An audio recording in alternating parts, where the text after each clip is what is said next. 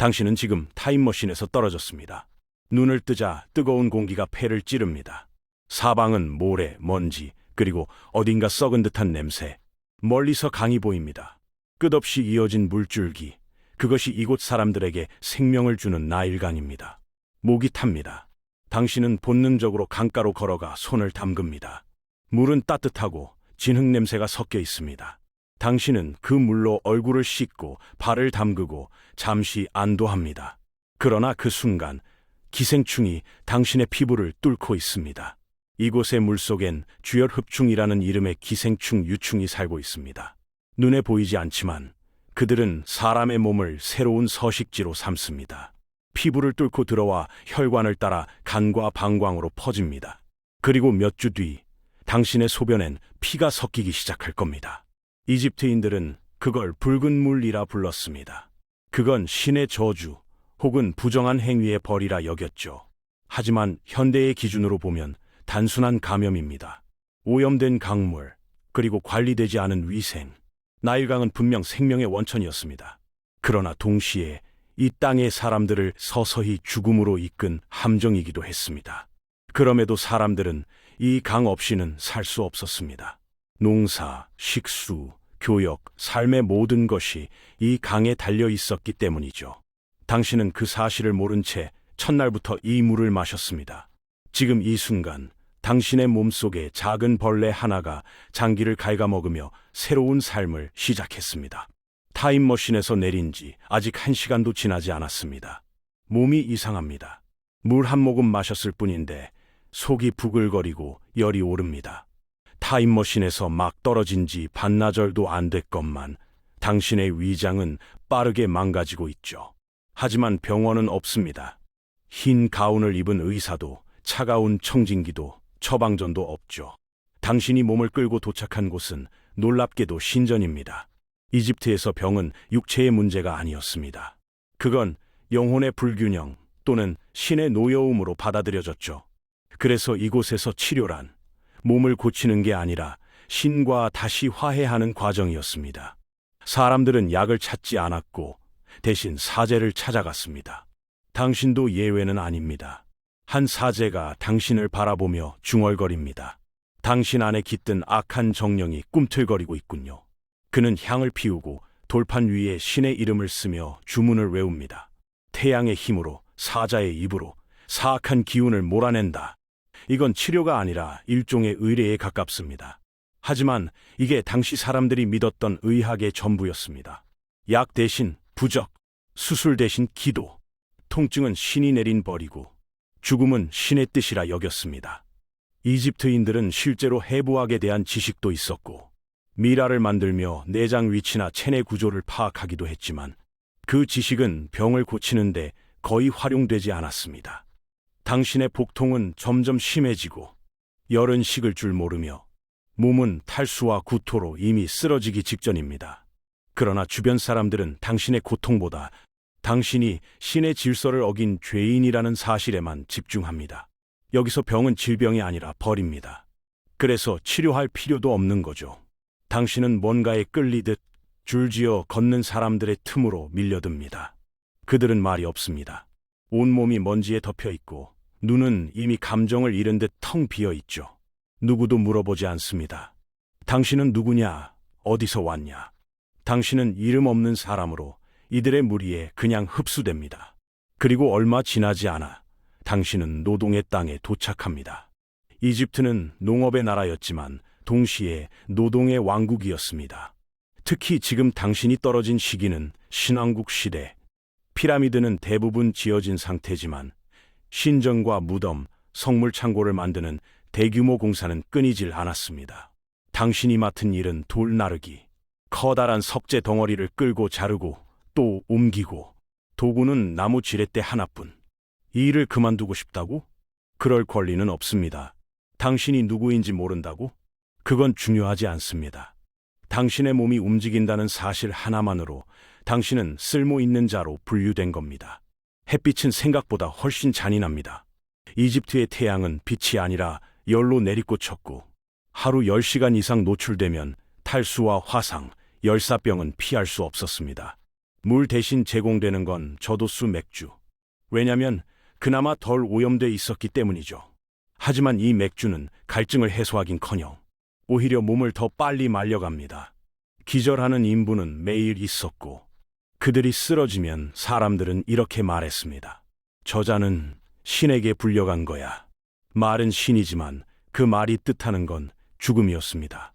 당신이 서 있는 이곳은 사람이 태양과 흙 사이에서 천천히 타들어가는 현장입니다. 그리고 그 현장은 수천 년 동안 멈춘 적이 없습니다. 당신은 며칠째 아무 말도 듣지 못하고 누구의 이름도 알지 못한 채 일하고 있습니다. 그 누구도 당신에게 말을 걸지 않고 당신 역시 누구에게도 묻지 못합니다. 이집트어는 한마디도 들리지 않고 손짓과 눈빛으로만 명령이 오갑니다. 당신은 그저 일어나서 일하고 먹고 자는 것을 반복할 뿐입니다. 그제서야 당신은 느낍니다. 이 사회에 당신은 존재하지 않는다는 사실을. 고대 이집트 사회는 철저하게 계급으로 구성되어 있었습니다. 맨 꼭대기에는 신의 아들로 여겨지는 파라오, 그 아래로는 귀족, 대신, 사제와 같은 상류층, 그리고 그 밑으로 장인, 서기, 병사, 농부 같은 실무 계층이 있었죠. 그 아래엔 종과 노예, 그리고 이름조차 없는 외지인들이 있었습니다. 바로 당신이 그 외지인입니다. 당신은 어디에도 등록되지 않았고 가족도, 문서도, 직업도, 심지어 신조차도 당신을 모릅니다. 이집트에서는 기록되지 않은 존재는 존재하지 않는 것과 같았습니다. 이름이 없다면 죽어도 묻히지 못합니다. 죽어도 애도받지 못하고 죽어도 기억되지 않습니다. 주변 사람들은 당신을 외면하거나 때로는 적대합니다. 자신들과 다르게 생겼다는 이유로, 말이 통하지 않는다는 이유로, 당신이 신의 질서를 어지럽힌 존재일지도 모른다는 불안감 때문입니다. 고대 이집트는 신의 질서를 의미하는 마트에 따라 움직였습니다. 질서를 어지럽히는 모든 것, 그것이 인간이든 동물이든 혹은 타임머신을 타고 떨어진 당신이든 그들에게는 단지 혼돈이자 위협일 뿐이었습니다. 당신이 지금 여기에 살아있다는 사실을 증명할 방법은 없습니다. 당신은 고대 이집트에서 그 누구도 아닌 사람입니다. 그리고 이곳에서 그 누구도 아닌 자는 오래 버티지 못합니다. 땀이 몸을 따라 흘러내리고 모래와 먼지가 피부에 들러붙습니다. 어디를 가든 날카로운 냄새가 따라다니고 당신의 몸에서는 이젠 더 이상 참기 힘든 악취가 납니다. 자연스럽게 씻어야겠다는 생각이 듭니다. 그리고 당신은 다시 나일강으로 향합니다. 그게 당신이 할 수 있는 유일한 청결이기 때문입니다. 고대 이집트인들은 놀랍게도 하루에 2~3번씩 몸을 씻었다고 기록되어 있습니다. 향을 몸에 바르고 향유로 머리를 감기도 했죠. 그러나 그들이 씻던 그 물, 그 강, 당신이 몸을 담그는 그 나일강은 오염의 근원이었습니다. 이곳에는 하수도가 없었습니다. 인분과 오물이 그대로 길을 따라 흐르고 세탁, 취사, 배설, 심지어 시신 처리까지 모두 강에서 이루어졌습니다. 나일강은 삶의 중심이었지만 동시에 죽음의 탕류였습니다. 당신은 손과 발을 씻는다고 생각했지만 사실은 기생충과 세균을 몸속으로 흡수하고 있었습니다. 회충, 아메바, 장티푸스, 이질, 슈스토조마. 당신의 피부와 입 안으로 들어온 것들은 빠르게 내장을 잠식해 갑니다. 심지어 옆에 있던 남자 하나는 웃으며 말합니다. 이건 물이 아니라 신의 피야. 몸에 좋다네. 그 말에 속지 마십시오. 이곳에서 신의 피는 사람의 병과 죽음을 상징하는 독극물에 가까웠습니다. 고대 이집트에서 씻는다는 행위는 냄새를 줄이기 위한 의식이었을지 몰라도 병을 예방하는 위생 개념은 존재하지 않았습니다. 몸을 닦는 순간 당신은 천천히 병들기 시작한 겁니다. 청결은 여기선 치명적인 착각이었습니다. 그리고 그 착각은 곧 죽음으로 이어졌습니다. 당신은 낮에 노동을 마친 후 한 신전의 안뜰로 이동하게 됩니다. 거기엔 놀랍게도 먼지가 날리는 사막 한가운데서도 눈부신 자태를 유지하는 여성들이 있습니다. 그들은 찢어진 옷 대신 정교한 리넨 드레스를 입고 있고 피부는 햇살에 타기보단 오히려 빛이 납니다. 이집트 귀족 여성들입니다. 당신은 그들의 화장과 향에서 이 땅의 또 다른 신성함을 보게 되죠. 그러나 가까이 다가간 순간 당신은 알게 됩니다. 그 신성함이 아름다움으로 포장된 독약이라는 것을요. 고대 이집트의 귀족 여성들은 매일 아침 얼굴을 하얗게 칠하고 눈에는 짙은 검은 라인을 그렸습니다. 코울, QHE라 불리는 이 화장제는 구리와 납, 심지어 수은까지 포함된 광물에서 추출된 것이었습니다. 눈이 번쩍 뜨이고 피부가 빛나 보이게 했지만 그 안에는 천천히 몸을 망가뜨리는 독소가 가득했죠. 클레오파트라조차 매일 아침 독성 향유로 피부를 닦았고, 기록에 따르면 그녀는 말년에는 피부 궤양, 탈모, 불면증에 시달렸다고 합니다. 그런데도 그녀는 단 하루도 이 의식을 거르지 않았습니다. 왜냐하면 그것이 신에게 바치는 육체의 정결함이라 믿었기 때문입니다. 당신이 지금 본 그 미모, 그 곱게 그려진 눈과 입술, 반짝이는 머리결, 모두 죽음과 맞바꾼 결과였습니다. 이곳에서 아름다움은 살아있는 증명이 아니라 천천히 죽어가고 있다는 신호였습니다. 신에게 바칠 몸은 살아있어야 하지만 건강할 필요는 없었으니까요. 새벽녘, 당신은 신전 뒤편에서 이상한 행렬을 보게 됩니다. 하얀 옷을 입은 사람들이 조심스레 무엇인가를 들고 지나갑니다. 그건 사람의 시신입니다. 하지만 이곳에서 죽음은 끝이 아니라 시작입니다. 당신은 곧 고대 이집트의 죽음 이후의 세계에 발을 들이게 됩니다. 놀라운 건 그들의 손에 들린 그 시신이 살아있는 사람보다 훨씬 깨끗하다는 것입니다. 피부는 닦이고 내장은 정성스럽게 꺼낸 뒤 향료와 소금으로 처리되며 온몸은 붕대로 감싸져 정결하게 보존됩니다. 심장은 따로 보관되고 간, 폐, 위장도 하나하나 정리되어 카노푸스 단지에 담깁니다. 그들은 그렇게 신에게 바칠 형태로 다시 태어나는 겁니다. 당신은 문득 깨닫습니다. 이곳에서는 산자보다 죽은 자가 더 정중히 다뤄진다는 사실을. 살아있는 당신은 흙바닥에 눕고 벌레에 물리고 더러운 물을 마시며 기생충과 싸우고 언제 병들어 쓰러질지 모르는 불결한 존재입니다. 반면 죽은 자는 신의 품에 들기 위해 철저히 정화되고 향기롭게 치장되며 심지어는 가족들의 기도와 예물 속에서 영혼의 무게까지 재며 신에게 나아갑니다. 이 세계에서 산다는 건 신의 기준으로 볼 때 미완성된 상태입니다. 고통스럽고 불완전하고 언제든 제거되어야 할 혼돈의 일부. 반면 죽음은 완성입니다. 신에게 돌아가는 마지막 정결. 당신이 이 낯선 땅에서 계속 살아있다는 사실은 여전히 당신이 이질적이고 더럽다는 뜻과도 같습니다. 죽어야만 이곳에서 비로소 받아들여지는 겁니다. 하루는 조용히 흘러가지만 어느 날은 갑자기 바람이 거세지고 사람들의 눈빛이 바뀝니다. 마을 광장에 군사들이 나타났고 사람 하나가 줄에 묶인 채 끌려 나옵니다. 당신은 그 장면을 우연히 목격하게 되죠. 저 자는 마하트를 어겼다. 누군가 그렇게 말합니다.